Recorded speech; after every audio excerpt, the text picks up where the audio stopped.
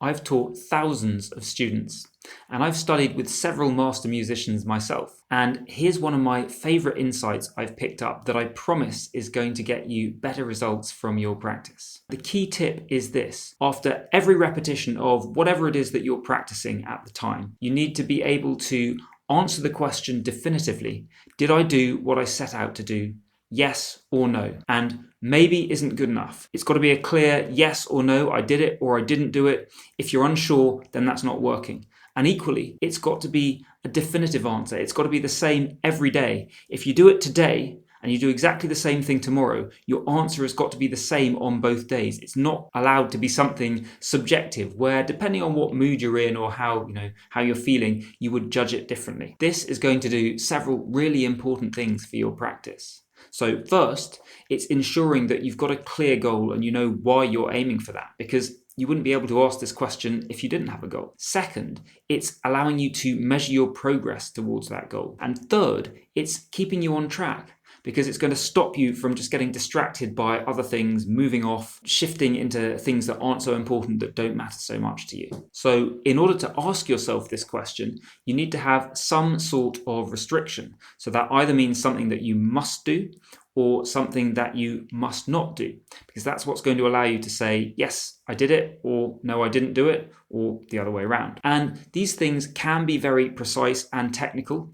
or they could be very big picture. So let's just look at one example where if I'm practicing improvisation, maybe I'm improvising over a chord sequence. A very precise technical one might be that I'm going to play the arpeggio of the chord over each chord. And that's something that I must do, and there's specific notes that I must play, and I can say, did I do it, yes or no? Or from a big picture thing, I might decide I'm going to improvise for one bar with notes in there, and then for the next bar, I'm going to rest and just play nothing, and then again and again. So that's something where I must not do. Every other bar, I must not play anything at all. And equally, I can ask myself, did I do that successfully or not? And you need to set up this restriction so it is an absolute black or white definition of success. And this does a couple of things for you. So first of all, it makes it objective. There is no subjective judgment in there. And this is important because it means you can't let yourself off the hook. You can't say, oh, well, it was almost good enough or something like that. When it's a very clear black and white yes or no, you either did it or you didn't. You can't wriggle out of it. But on the other hand, it stops you from beating yourself up. It's really easy.